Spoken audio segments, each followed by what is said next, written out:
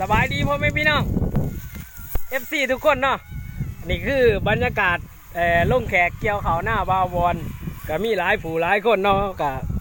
นี่ละสังคมล่าบ้านเท่ากับบ่ได้สื่อบ่ได้หาบ่ได้จ้างเนาะมีแต่ว่านเอาหรือว่าลงแขกอะไรพี่น้อง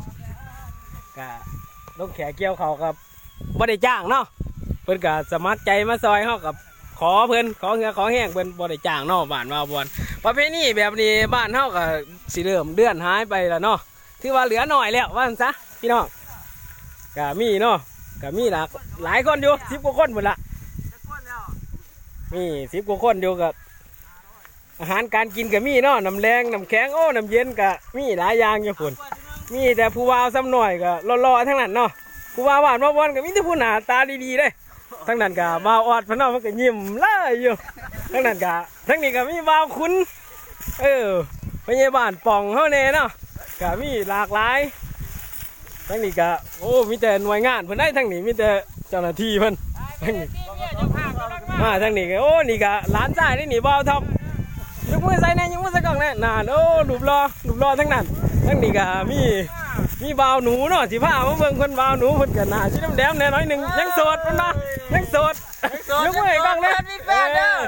ยังโสดเพิ่นว่านี่เพิ่นก็ว่ายังโสดว่าซั่นอ้าวทั้งนี้แก่เขียวมันก็มาแล้วพุ่นโอ้ยสาวสวยนี่พุ่นโอ้ยยกมือใส่กล่องให้แน่โอ้นั่นทั้งนี้ก็โอ้บ่าวขุนเพิ่นก็ว่าเพิ่นยังโสดแล้วนี่พี่น้องก็โอ้ยม่วนเลยบรรยากาศก็ได้ก็รอส้มบรรยากาศไปรอบๆเนาะโอ้เกี่ยวเขาก็ถือว่าหลายๆเติบเลยเขาก็ถือว่าบ่ได้จ้างเนาะเขาก็บ้านเพิ่นกับประเพณีบ้านมาบอนกับเป็นแนวนี่แหละพี่น้องโอ้ยบ้านบ่เป็นจ้างเนาะบ่ต้องจ้างมาถึงเขาก็เลี้ยงอาหารการกินเพิ่นตามอัตยาศัยนั่นแหละพี่น้อง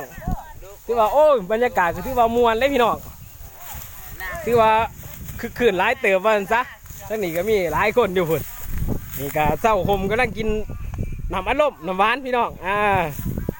เบิ่งกันไปเรื่อยๆเนาะไปเรื่อยๆพุ่นโอ้มีหลายขู่หลายคนเด้